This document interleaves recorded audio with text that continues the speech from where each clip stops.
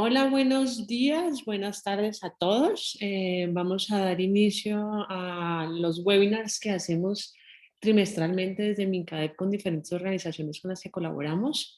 En este espacio está dedicado a abordar lo que son las soluciones de mercado basadas en la naturaleza, a través de dos casos reales y de las reflexiones de dos espacios naturales con los que trabajamos desde Mincadep. Este espacio viene en un momento muy oportuno y en un día especial, siendo hoy el Día de la Tierra, y también en un momento en el que nos estamos planteando toda una serie de reflexiones en relación a cuáles son esas soluciones de mercado que nos dará la naturaleza, que están inspiradas en la naturaleza, eh, haciendo un poco un recuento de datos claves que hacen relevante abordar este tema. Tenemos que en la COP25 se establecen unas vías para descarbonizar e innovar en tecnologías para frenar la temperatura en 2 grados centígrados. Tenemos también que estos recursos naturales no son solamente importantes por su belleza y los beneficios que dan en términos del clima y el soporte vital de los ecosistemas, pero también por las soluciones que ofrecen en cuanto a alimentación, salud, agricultura y otras funciones en donde digamos que esta inspiración de la naturaleza nos sirve para aplicarla en diferentes contextos. En los dos espacios naturales que hemos invitado a este espacio, son dos espacios naturales que por el contexto geográfico en el que se ubican, por los servicios que dan esos ecosistemas, por el contexto cultural en relación a la naturaleza que abarcan, ofrecen diferentes tipos de soluciones en diferentes tipos de sectores y se plantean la manera de cómo seguir conservando ese espacio natural, no solamente por la función que tiene dentro de su mismo ecosistema, sino que tiene dentro de la zona geográfica en la que se ubica. Son dos zonas geográficas muy diferentes, pero paradójicamente con retos similares. Estamos hablando de dos espacios naturales, uno ubicado en la península de Yucatán, eh, en el cual, un espacio natural en el cual está trabajando el Consejo Civil para la Silvicultura Sostenible, y el espacio Gallecs en Cataluña, muy cercano en una área metropolitana de Barcelona, muy cercano a zonas urbanas, pero un espacio natural que tiene una función fundamental, inclusive para ese área metropolitana de Barcelona. Eh, las agradezco muchísimo. Tenemos aquí a Teresa Rojo, del Consejo Civil para la Silvicultura Sostenible. Teresa es licenciada en Ciencias de la Información, máster en Gestión Cultural, Turismo, Patrimonio y Naturaleza. Es la gerente de Placo, y Placo es la plataforma de comercialización que se ha creado desde el Consejo Civil Mexicano para la Silvicultura Sostenible para impulsar la comercialización, el desarrollo de productos vinculados a la conservación de la selva de la península de Yucatán. Estamos también con Gema Zafón.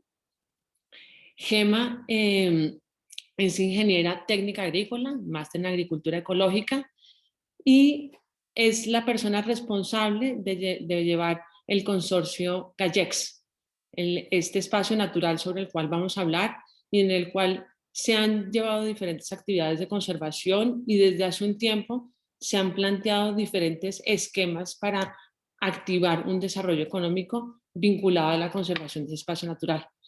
Muchísimas gracias a Tere y a Gema por estar aquí, y gracias a todos los que están participando por su interés. Este es un webinar que durará 1 hora. Dejaremos un último espacio para las preguntas que puedan tener cada uno de ustedes.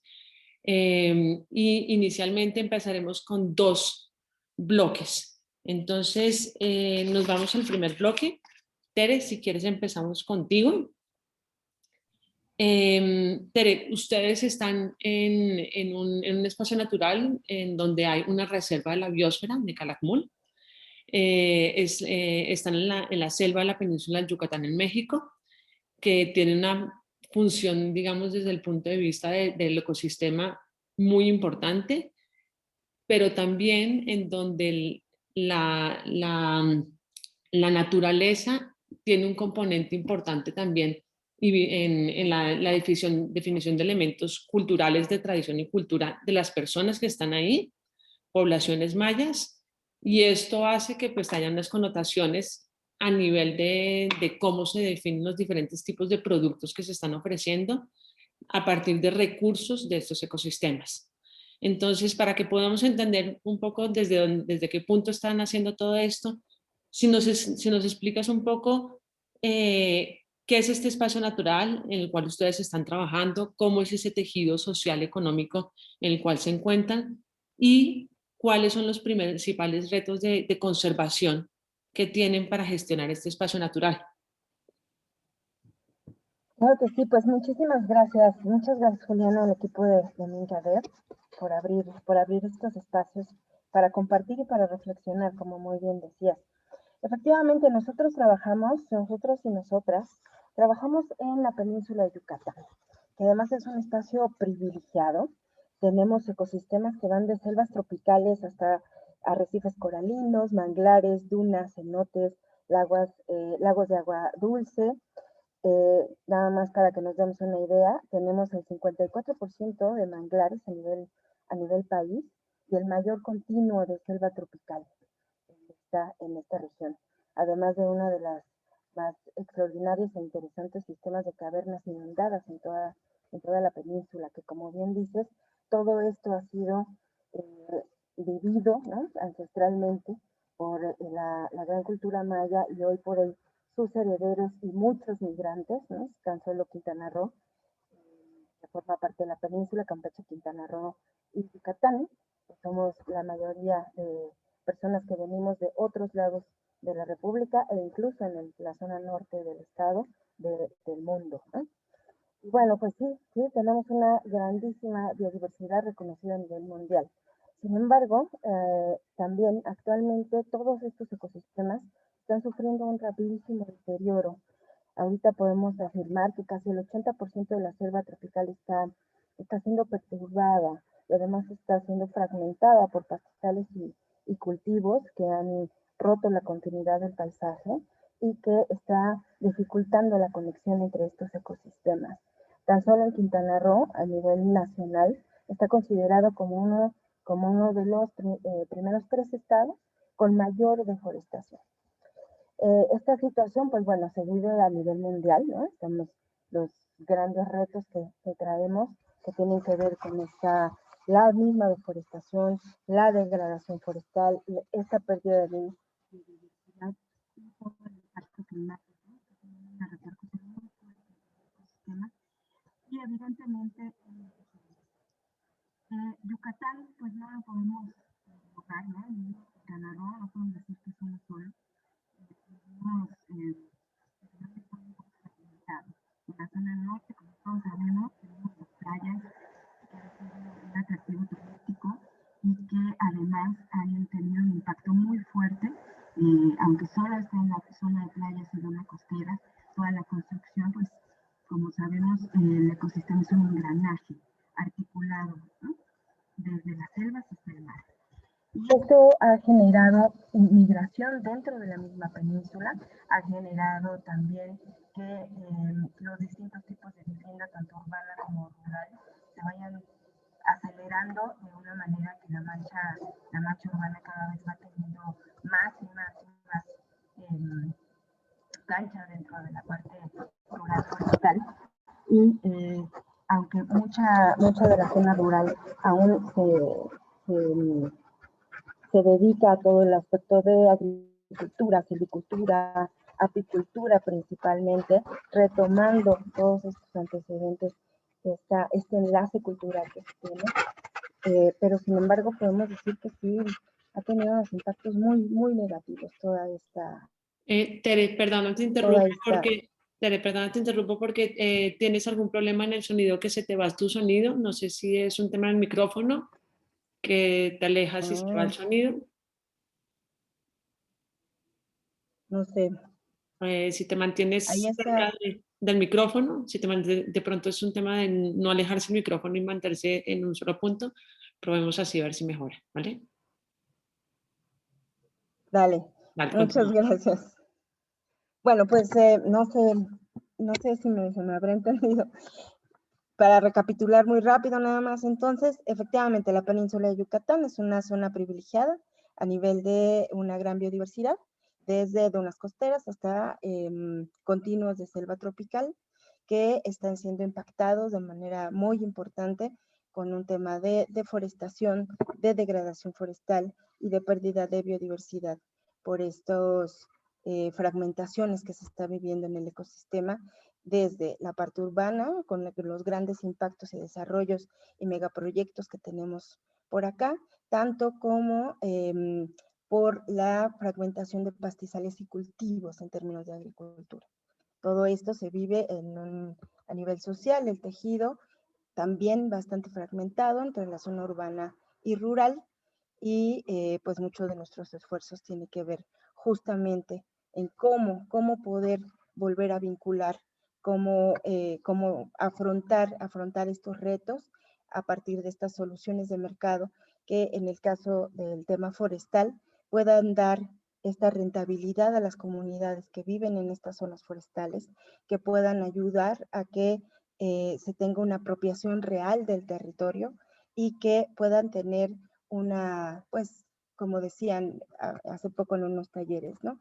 Comunidades prósperas significa ecosistemas prósperos. Entonces, lo que nosotros intentamos hacer ante esta realidad es justamente trabajar con, desde y para cada una de estas comunidades e ir viendo, pues, cómo proyectamos los productos que se generan aquí hacia el mundo, compartiendo sus bondades socioambientales. De acuerdo. Solamente para que también destacarlo, lo has dicho tú, pero lo recapitularemos después cuando hablemos con las diferentes soluciones de mercado que ustedes han planteado. Es paradójico, digamos que la riqueza ecosistema en la cual se encuentra la península del Yucatán y estas poblaciones, que hace que tengan recursos de máxima calidad y con unas, digamos que con unas variedades y unas propiedades diferenciales, pero sin embargo están compitiendo en un mercado que tiene muchas ilegalidades, aprovechamientos ilegales que se muestran en el mercado de una manera diferente, y estamos compitiendo de manera, digamos que completamente desequilibrada. Y también con productos que están inmersos dentro de un común denominador de commodities en el cual estamos buscando diferenciarlos. Entonces, una paradoja de productos muy diferenciales, pero que el mercado no los está reconociendo como tal. Y esa, digamos que esa brecha entre la riqueza natural y unas soluciones de mercado que hoy en día no reconocen al 100% esa riqueza natural. Entonces, muchas gracias, Tere, por estas primeras aproximación. Gema, tú estás en el espacio natural de Gallecs, está muy cerca de la ciudad de Barcelona, es un sitio de naturaleza privilegiada para estar tan cerca de Barcelona. Explícanos un poco cómo es este espacio natural, qué características tiene y cuáles son los principales retos de conservación que ustedes tienen en Gallecs.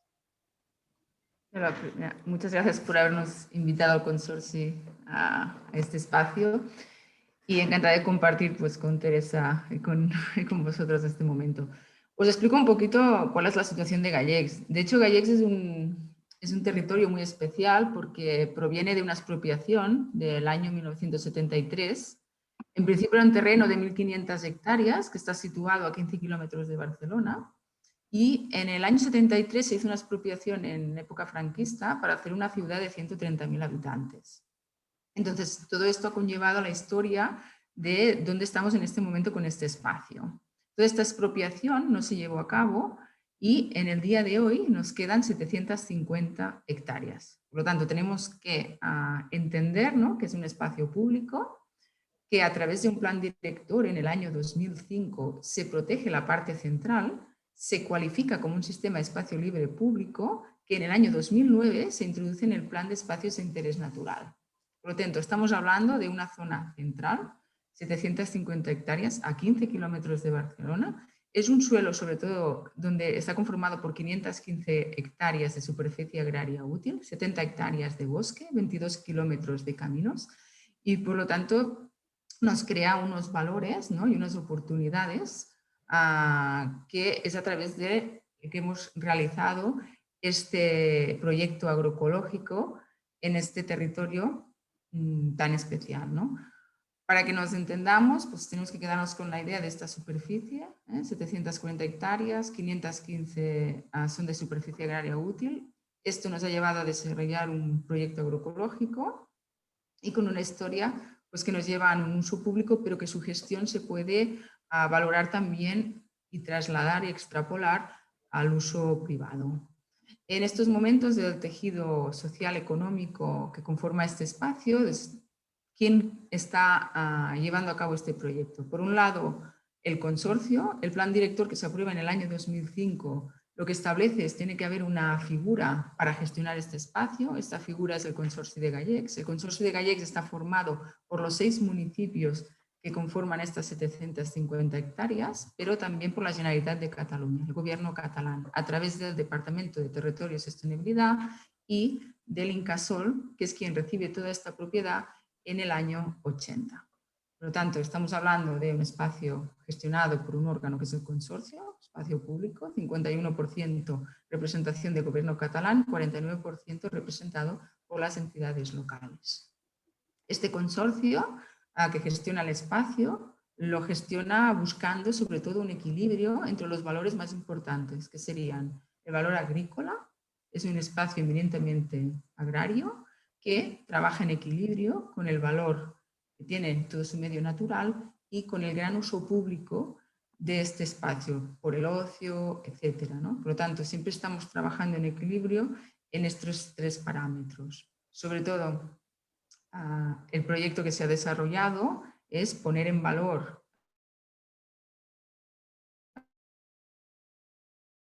el producto ecológico de Gallecs y que sea el producto, que sea el embajador, se hace en agricultura ecológica, la agenda principal del tercer que se han transformado y que ha generado, han desarrollado un activo y dinámico que nos permite la sustentación de interés natural. Desde las entidades vinculadas al territorio nunca hemos querido un espacio muerto, sino un espacio pesebre, un espacio que sea vivo, sea dinámico, crea un producto con una marca propia y luego explicaré un poco las diferentes líneas que hemos desarrollado, ¿no? Desde los trigos antiguos, las legumbres y los diferentes proyectos que estamos llevando a cabo en este momento.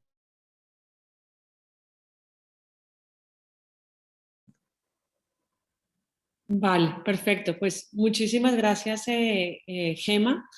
Vamos a pasar al siguiente espacio en donde empecemos un poco a hablar qué es lo que nos ha llevado en estos diferentes espacios a plantearnos soluciones de mercado basadas en la riqueza de la naturaleza.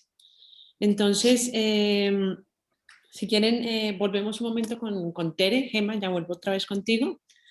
Tere, ¿te parece si antes de entender cuáles son esas diferentes soluciones de mercado que ustedes han explorado, entendemos por qué decidieron que era importante abordar esos retos de conservación que tienen desde soluciones de mercado? Ustedes no solamente apoyan el tejido económico, sino que hacen todo tipo de acciones desde el punto de vista puramente de acciones de conservación, de capacitación de las comunidades, hacen toda una línea de acción que no está solamente relacionada con la actividad de Placo, que es la generación de comercialización de productos vinculados a la selva. Entonces, ¿qué es lo que los lleva a llevar más acciones en soluciones de mercado basadas en la naturaleza? Claro que sí. Como dice el lema del Consejo Civil, comunidades fuertes, bosques vivos. El Consejo Civil ya tiene pues más de 25 años trabajando justamente en todo el tema de regulación de las selvas y bosques del país. Y en la península de Yucatán, además, se hizo un diagnóstico para conocer a qué y cómo estaba este tejido socioeconómico, a qué se dedicaban las comunidades productivas y cuáles eran los retos. Como comentabas hace rato, pues mucho de esto que se vive por acá tiene que ver con la ilegalidad. El tema de la ilegalidad y la forestal, la madera, es un tema histórico. Desde antes de la guerra de castas, hace 2 siglos, ¿no? Ya se llevaba madera hacia Europa, por ejemplo, y ha sido un tema muy complejo de poder tratar.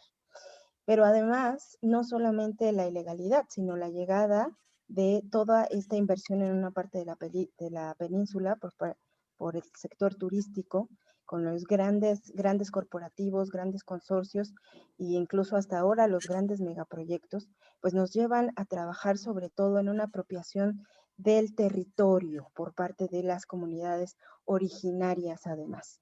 Para que una comunidad pueda apropiarse de su propio territorio, tendría que poder ser un territorio también rentable, es decir, que le pueda generar una manera de vida digna y sana pues articulada con lo que se vive, ¿no? Entonces, bueno, efectivamente el Consejo Civil da todo este acompañamiento técnico, además, da todo trabaja desde y para las comunidades de la península en los distintos municipios. ¿Y por qué soluciones de mercado? Porque cuando empezamos a dilucidar, ¿no?, todos los elementos que se tendrían que tener para que la comunidad de verdad tenga esta apropiación, pues tiene que ver con un uso y usufructo de la tierra y de los recursos naturales. Históricamente también esta ilegalidad y esta clandestinidad ha generado un sistema de coyotaje terrible que vivimos en América Latina, pero que en la península se ve muy fuerte, en donde el intermediario no solamente explota, ¿no?, muchas veces con los precios a la comunidad, sino también hay un uso intensivo del territorio que nos ha llevado a graves problemas de deforestación y de degradación forestal que evidentemente pues provocan una gran pérdida de biodiversidad.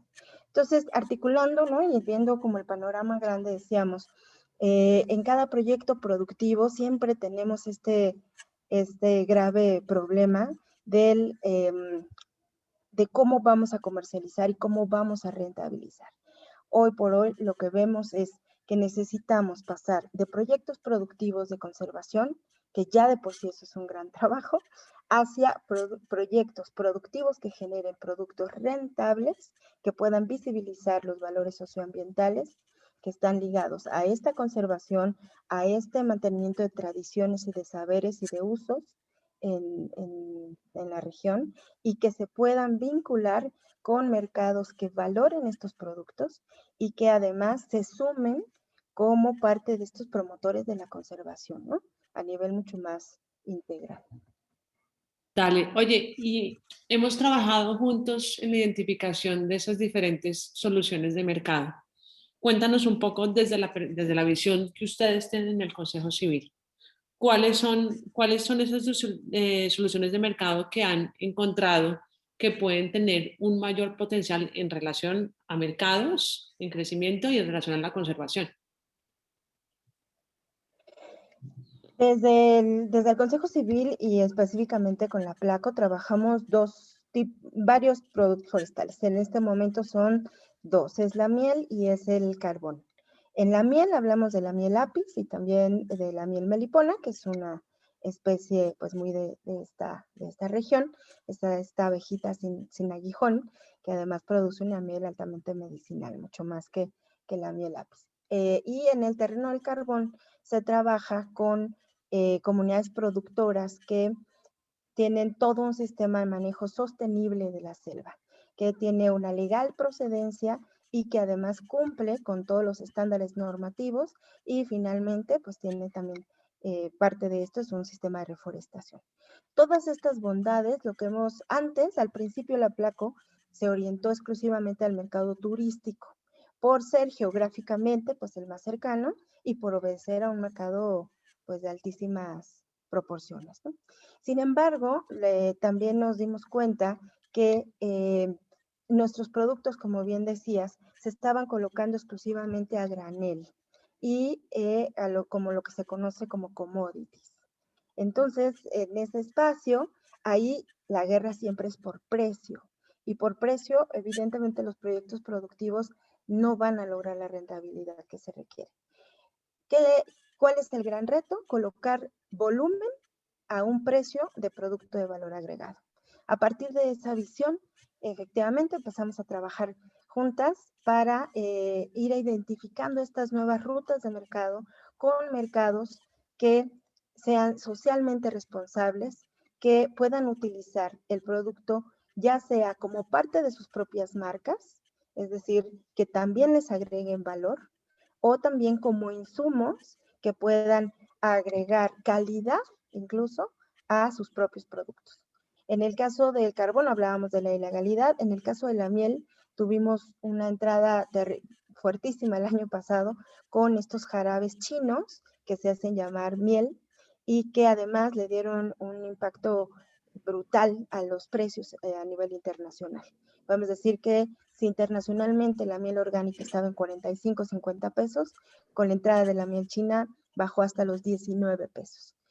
Es por eso que estas rutas de mercado que estamos identificando obedecen a clientes e incluso a la llegada directa del consumidor hacia el consumidor final para que se pueda ver, se puedan visibilizar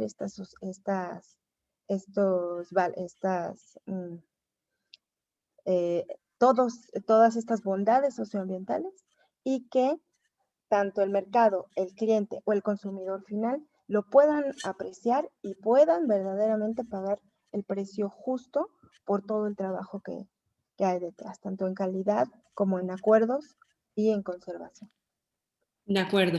Mencionaste ahorita una cosa de hacer ver las bondades socioambientales, que eso es un reto socioambientales y en todo lo que comprende, ¿no? Porque estamos hablando de poblaciones con un alto contenido de la cultura vinculada a la naturaleza, en donde están, y una tradición importante en relación a esto.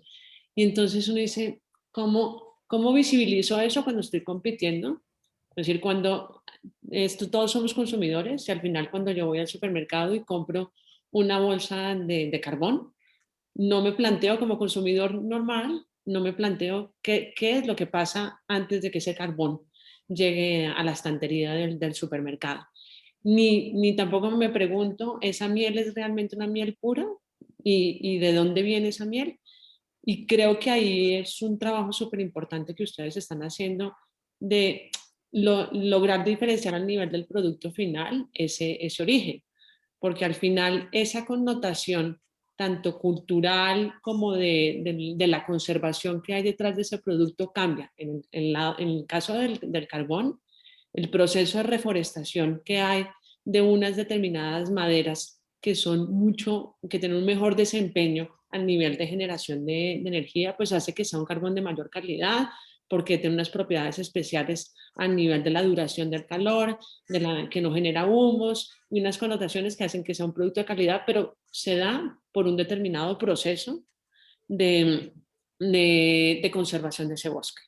En el caso de la miel, pues estamos con unas mieles que por el tipo de floración que hay en la selva tienen unos valores completamente diferenciales que inclusive se valoran como un ingrediente para darle sabor y olor a los dos otros tipos de jaleas que se utilizan, que se hacen llamar mieles y que no los tienen y que se utilizan estas mieles de mayor valor para poder ofrecer un producto que tenga una connotación, unas propiedades superiores.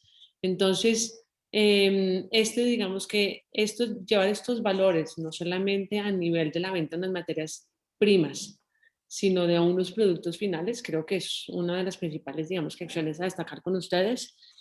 Y aquí lo que quería un poco en relación también con lo que estabas comentando es estas rutas de mercado, ¿por qué generan más incentivos a la conservación? Porque es un uso menos intensivo del bosque, porque genera una mayor apropiación por parte de la comunidad ¿qué es lo que hace que genere un mayor incentivo a la conservación, irnos a esos mercados de mayor valor agregado? Efectivamente, lo que nosotros buscamos es que este chip de que entre más vendamos, pues vamos a poder ingresar más, ¿no? Esta visión comercial ortodoxa. Para el caso de las comunidades productoras forestales que tienen que ver con la naturaleza, es al revés. Lo que necesitamos es hacer un uso menos intensivo del territorio y poder generar mayor valor económico que nos pueda dar márgenes de contribución o márgenes de utilidad que incluso se puedan reinvertir en los procesos de conservación y que además nos pueda ayudar a mirarnos incluso de una manera distinta. Esto es vamos, a nivel económico puede ser algo que incluso pueda ser como de continuidad, pero a nivel social y cultural, acostumbrados a tener esta riqueza per se, ¿no?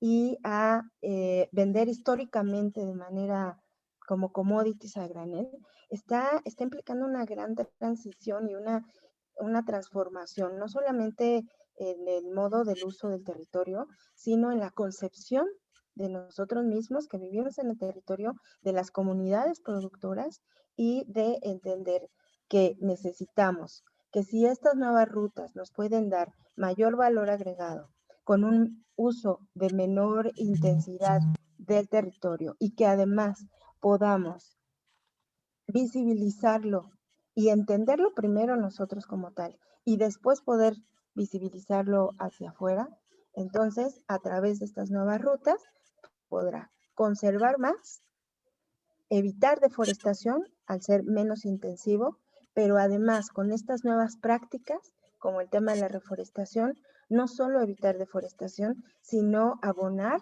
a que se incremente la biodiversidad. Con este círculo virtuoso, pues podemos decir que si lo logramos hacer, que sería el siguiente gran paso, escalable, es decir, primero, valor agregado, sistematizar el proceso y después escalar para compartirlo con otros territorios u otras zonas geográficas, podemos decir que estaríamos justamente en este real camino de la conservación. Bueno, muchas gracias, Tere. Una última pregunta para cerrar este último espacio y pasar con Gema. En un horizonte de tiempo, ¿cómo van ustedes en este proceso? Es decir, ¿cómo son esas transiciones? Porque claro, no de vender carbón a granel o de vender miel a granel, no puedes pasar directamente a ir a unos determinados productos muy elaborados a nivel de ingredientes de alimentación o de cosmética natural. ¿Cómo son esos procesos de transición?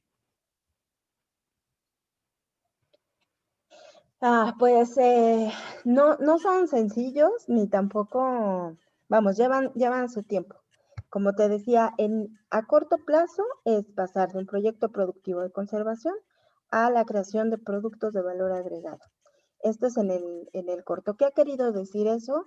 Es desde volver a conceptualizarlo, incluso la misma marca, un trabajo de marca, un trabajo de logotipo, un trabajo de empaque, empezar a escuchar más también el mercado, cómo se está vendiendo en la competencia y cómo se están logrando hacer ver estas bondades. Y en este momento lo que estamos viviendo es justo esa transición de tener productos de consumo a granel, en donde el empaque, la presentación, la imagen y la información que traen no había sido relevante. Entender que justamente todo este trasfondo es lo que nos va a dar este siguiente escalón. Y pues con cada comunidad ha sido distinto, ¿no? Con cada organización y emprendimiento. Para algunas han sido más sencillas, en el caso, por ejemplo, de las mujeres que trabajan la meliponicultura, con las mujeres de Mushkap, que están un poquito más cercanas al mercado, ha sido, y que además ya tienen derivados, como el tema de los cosméticos, no solamente la melipona y el propóleo, sino hacia este otro sector y estas otras rutas que no habíamos caminado, que es la farmacéutica o la cosmética, por ejemplo, es empezar a entender que mi producto sí puede llegar allí. Es decir, a pesar de que vivo en una región a lo mejor no comunicada, sin señal, que es complejo poderlas incluso estar en contacto con ellas, hacerles, hemos tenido varias sesiones, ¿no? Como para vernos hacia adentro y después proyectar todo lo que tiene este gran bagaje cultural y ambiental, por ejemplo. Con los apicultores están muy emocionados porque además, después de muchos años de depender de intermediarios y que además se habían dado la tarea de insistir en que solamente se podía vender a granel y ahora tener su propia certificación y poder contar con su propia marca y estar en contacto directo con los clientes, porque como comentabas, la Placo es una estructura de apoyo, pero al final del día el cliente final está en contacto, incluso a nivel de pago económico y de retroalimentación, directo con cada uno de las cooperativas. Entonces ha sido abrir otra ventana, ¿no? Abrir una ventana que no se creía posible y pues nos va a llevar por lo menos todo este 2021, este momento de rediseño y de autotransformación. O sea, no solo es el producto, es la concepción que tenemos de nosotros mismos y hacia y hasta dónde podemos llegar. En un siguiente momento, mediano o largo plazo, lo que te decía, pues buscar la escalabilidad y después hasta poder acceder a otros mercados financieros y poder acceder a inversión, por ejemplo, ¿no? Una vez que el modelo comercial ya está mucho más sólido y que pueda ser escalable.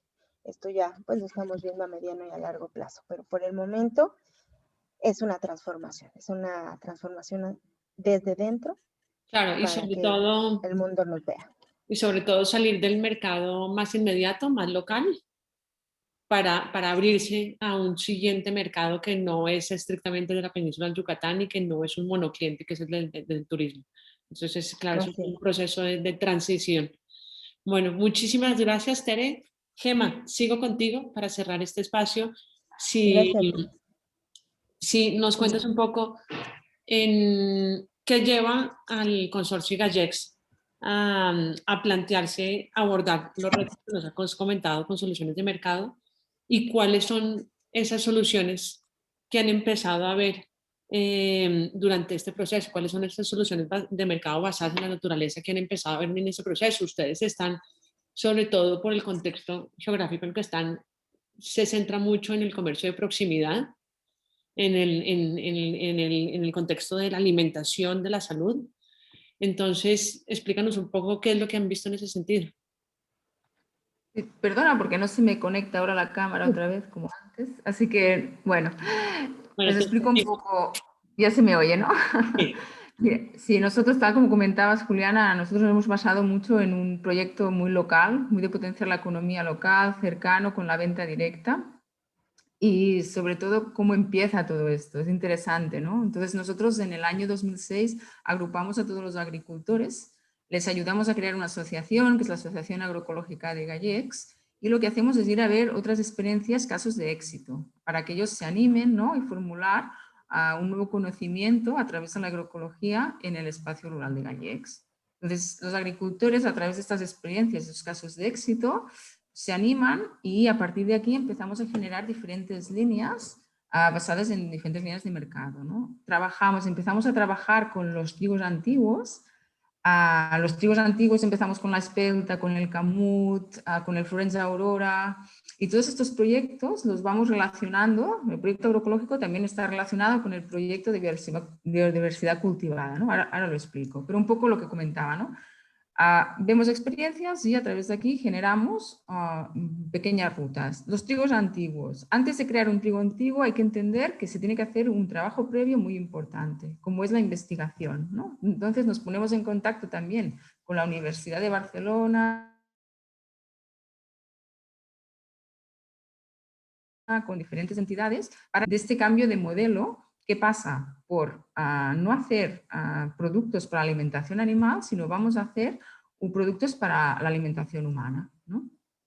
Ahí pues, es un trabajo intenso. Primero, caracterizar variedades. Estas variedades Una vez nos funcionan, las ponemos en campo y cuando ya nos dan un análisis económico que creemos que el agricultor, ¿no?, ya se puede generar en el día a día del agricultor, lo introducimos a campo.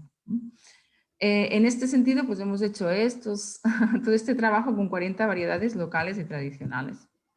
En el tema de los trigos, ¿qué hemos hecho? A través de estos trigos antiguos, los productores crean su finca, ¿no?, su explotación, pero a partir de aquí se crea otra línea de mercado que sería la elaboración de producto. No pasamos solo con producir el trigo, sino vamos a crear la harina. Esto lleva a que un productor se tiene que formar y tiene que pasar a ser transformador.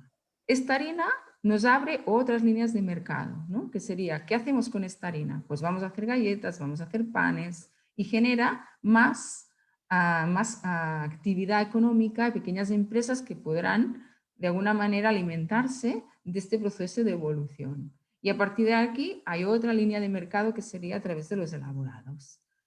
Estos serían todo lo que es línea de cereales. Se repiten las legumbres, ¿no? También lo hacemos con las legumbres, estos productos de secano. La legumbre nos va muy bien porque las rotaciones de cultivo nos ayudan también a fomentar esta biodiversidad. Todo esto siempre va alineado a conseguir una mayor biodiversidad cultivada y también a estar más en sintonía con la biodiversidad natural, ¿no? Porque el hecho también de hacerlo todo en agricultura ecológica, sin herbicidas ni insecticidas, etcétera, lo que nos hace es que fomentar esta biodiversidad natural que también nos favorece otra aparición de fauna que nos ayuda al control de plagas, etcétera.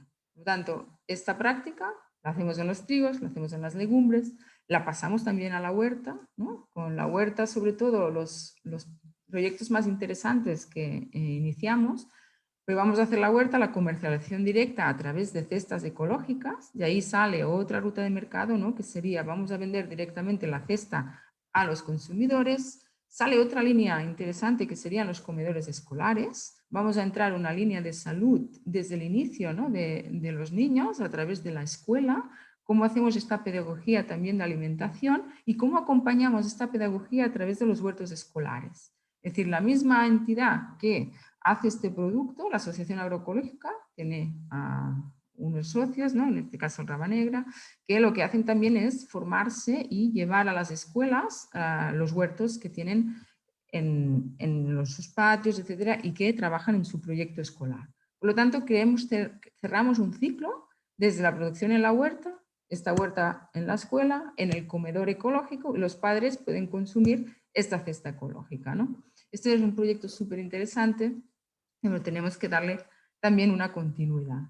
Por otro lado, también necesitábamos introducir la ganadería, ¿no? La ganadería es un aspecto que nosotros, por toda nuestra historia, pues en su momento había bastante ganadería en Gallecs, a través de la expropiación esto se pierde, y ahora también hemos recuperado las gallinas ecológicas, ¿no? Hemos hecho una apuesta por una ganadería, pequeña, ¿no?, que sea factible para nosotros, y por ejemplo está Laura, que ha desarrollado todo un proyecto de los huevos ecológicos, ¿no? Estos huevos ecológicos pues también llegan a las chicas de Gallecs 2, que son las que hacen las galletas con las harinas y los huevos de Gallecs, ¿no? Quiero que se entienda que luego hay una recirculación del producto de Gallecs que genera nuevas oportunidades. Estos son ejemplos, ¿no?, de lo que serían proyectos que se han ido dinamizando a través de estas líneas, creando este tejido microempresarial, ¿no? A través de otro ejemplo sería pues en el obrador la creación de mermeladas y conservas a través de los excedentes de la huerta para evitar pues no malbaratar los alimentos, ¿no? Esto surge sobre todo en verano cuando hay un excedente de tomates de las variedades locales y generamos una línea de mermeladas ecológicas para no malbaratar y para hacer el aprovechamiento. Otros proyectos pues, que estarían relacionados, ¿no?, ya contaba antes, ¿no?, los proyectos de investigación, esta relación que tenemos con la Universidad de Barcelona, sobre todo con el Departamento de Agroecología, liderado por Xavier Sanz, pero también trabajamos con el IRTA a través de la Fundación Mas Badia, que ahora ya es IRTA directamente, hemos estado trabajando también con la Escuela de Barcelona, con el Campus Torribera, que siempre hay una relación bastante intensa con lo que es la transferencia del conocimiento. Es básico, ¿no?, que a través de también proyectos europeos, como puede ser el proyecto Prima o el proyecto Costa, que también están en marcha, creemos un conocimiento y haya una transferencia de este conocimiento a los agricultores y a toda la población en general para mejorar las prácticas de cultivo relacionadas sobre todo en la agroecología. Aparte, trabajamos con los ayuntamientos, sobre todo con el Ayuntamiento de Mollet, un plan integrado de alimentación y salud. Este plan lo que pretende es, a través de generar una salud, pues un proyecto relacionado también con los centros, con el hospital, con los CAPs, ¿no?, y que lo que potenciaba es una alimentación saludable y su repercusión en la salud de la población en general. Estos serían los 4 proyectos más importantes que hemos generado y a través de los cuales se ha generado este mercado y este producto de Gallecs, que lo que busca sobre todo es evitar intermediarios, fomentar la biodiversidad y sobre todo este consumo de un alimento sano, sin insecticidas, sin herbicidas y que además contribuya a la conservación del territorio. Se ha explicado así muy rápidamente, ¿no?, pero serían un poco las líneas generales que hemos desarrollado hasta el día de hoy. Y ahora, bueno, ya hablaremos luego de dónde estamos ahora, lo explico después o no sé, como quieras, ¿no? Sí, sí, no, yo creo que, a ver, es mucho lo que están haciendo para resumirlo en tan poco tiempo, pero nos da una visión como de los ejes claves en esas soluciones de mercado que ustedes están abordando.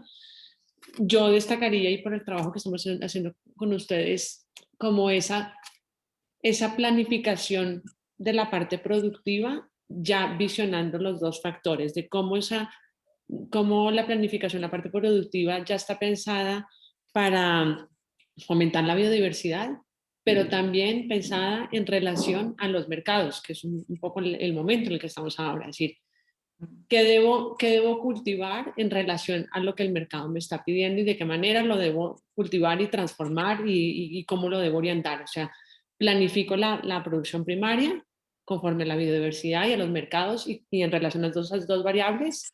Tengo un modelo de producción mucho más sostenible en las tres vertientes, social, económica y medioambiental.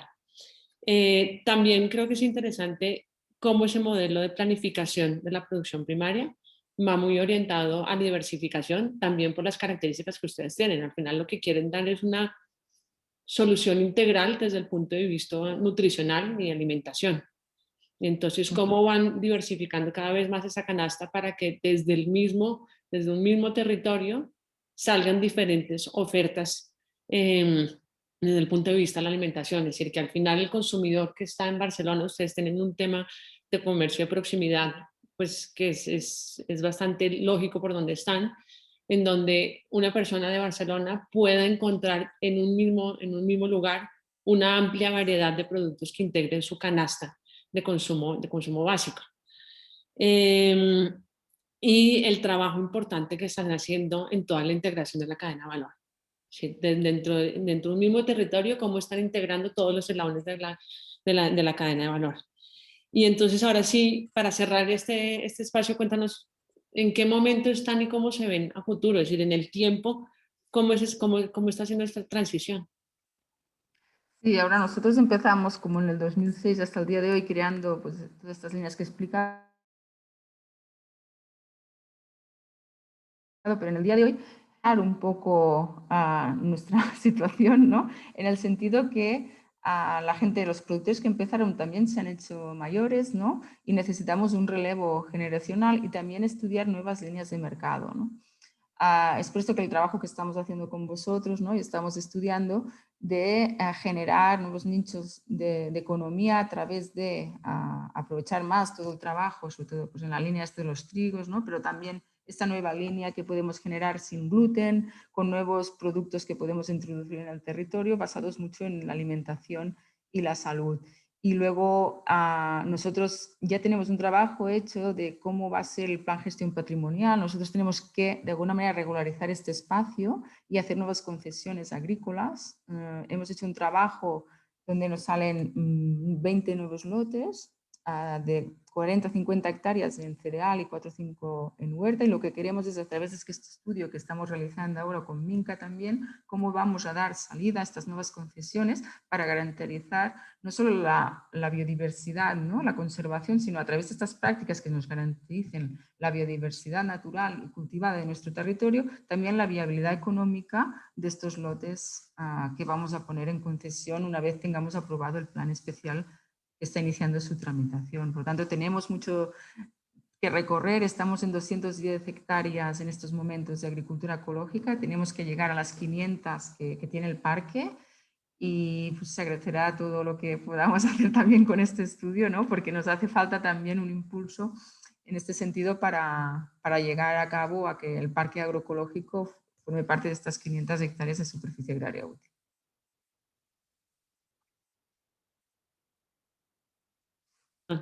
Estaba silenciada. Juliana, al micro. Sí, muchísimas gracias, Gema. Creo que tal vez, bueno, ya estamos llegando al final de esta conversación. Es interesante ver cómo, que es una de las reflexiones que nosotros hacemos internamente, son dos zonas, y fue lo que empezamos a decir desde un principio de esta conversación. Estamos ubicados en dos zonas geográficas que la gente pensaría, hombre, un espacio natural en México, en la península del Yucatán, que tiene que ver con la realidad de un espacio natural que está al lado de Barcelona, está a una hora, menos en media hora de Barcelona. Y realmente las asimetrías que se producen en estos contextos naturales son iguales. Sí, al final estamos hablando de mercados donde hay ilegalidades, donde hay aprovechamientos informales que distorsionan las ecuaciones. Estamos hablando de muchos intermediarios en donde no hay una correcta distribución del valor, de productos que tienen un alto contenido en su función de conservación, pero que el precio no está reconociéndoles ese trabajo, y entonces como al final estos productos tienen que buscar maneras, mecanismos de comercialización y desarrollo de rutas de mercado y de producto que permitan realmente visibilizar y reconocer ese valor medioambiental que es una de sus principales funciones, además de resolver las necesidades que pueda tener el mercado en términos de salud, de cosmética natural, de alimentación y nutrición, etc. Entonces, muchísimas gracias por compartir en un espacio tan pequeño y poder resumir también lo que están haciendo. Aquí tenemos personas que representan otros espacios naturales y esperamos que les haya sido útil.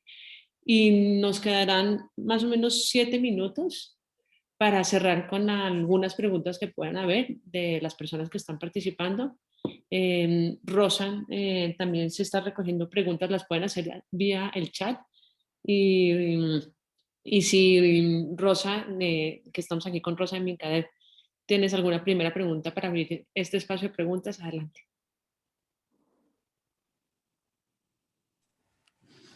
Hola, muchas gracias. Sí, tenemos una primera que sería ¿cómo pueden hacer las áreas protegidas para hacer participar a los interesados locales y qué estrategias o técnicas se pueden utilizar?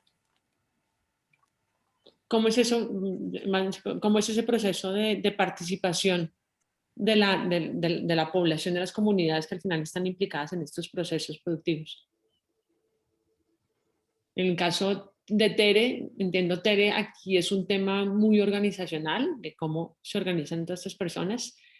Y Gema, creo que aquí tú también tienes un tema generacional, es decir, cómo transferimos lo que se está haciendo ahora con una población que empiezan a ser ya más adultos mayores a una nueva generación que quiere implicarse en este modelo económico.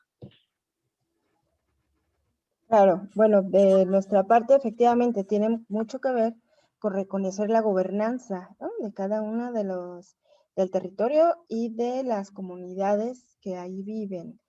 Nosotros siempre hemos querido que para que estas propuestas se puedan dar y que sean sólidas, pues lo más importante es que sean de adentro hacia afuera, que se reconozca el saber y la vocación de la comunidad y el territorio, y que en el caso de mercados, si hay intermediario, tiene que ser uno interno, no uno externo, es decir, que salga de la misma comunidad y que sea la comunidad la que diseñe estas propuestas, las que formen parte de todas las etapas, tanto del desarrollo y la gestión de cada una de ellas, ¿no? Hasta lograr, a lo mejor en algún momento, pues ya hacer una gestión empresarial ya interna y que se pueda, lo que decíamos hace rato, que desde adentro se vaya viendo la transformación de su propio valor y que la comunidad en sí misma se permita, y esto, pues lamentablemente a nivel gobierno no se ha logrado ver, ¿no?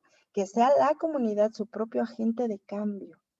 Es decir, sí hay que trabajar mucho con este respeto de la vocación, tanto del territorio como de la gente, pero que además se puedan ir habilitando otras capacidades, tanto para poder tener esta gestión empresarial o esta gestión comercial. Y si la comunidad se va adhiriendo a estas propuestas, adelante. Y si no, también hay otros mecanismos como son las empresas comunitarias, donde ellos y ellas pueden ser accionistas con equipos técnicos que puedan apoyarlas, ¿no? Pero siempre que el proyecto venga de adentro hacia afuera y que reconozca la gobernanza, los saberes y las vocaciones del propio territorio. De lo contrario, pues hemos visto históricamente que propuestas van y vienen y se caen, ¿no?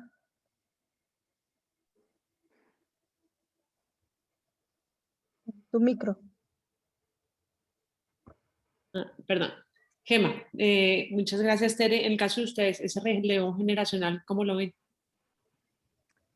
Yo creo que es interesante en espacios como GAIEX tener en cuenta que un objetivo para proteger, es decir, es interesante saber cómo se protege un espacio. Para poder gobernarlo hay que protegerlo, ¿no? En este caso, evitar las especulaciones, por lo tanto, crear estas figuras también de protección de estos espacios naturales y conseguir a través de los planes directores, planes especiales, que haya una protección y a través de esta protección luego poder desarrollar un proyecto eliminando las expectativas de urbanizar, etcétera, etcétera. Esto es importantísimo, sobre todo porque una vez tú ya tienes protegido el espacio, ahí ya puedes proponer otras funciones, ¿no?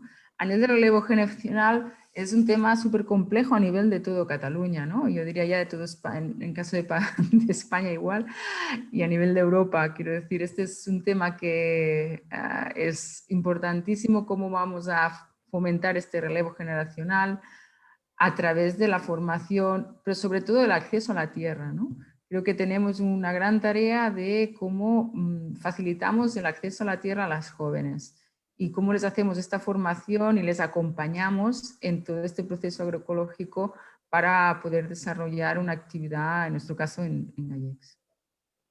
De acuerdo. Bueno, pues muchísimas gracias, Gemma. No sé si hay alguna otra pregunta en el chat, Rosa, o vamos cerrando.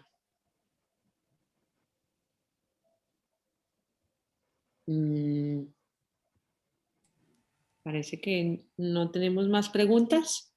Bueno, pues les agradezco muchísimo por participar en este espacio. A todas las personas que han asistido también esperamos que ha sido de utilidad.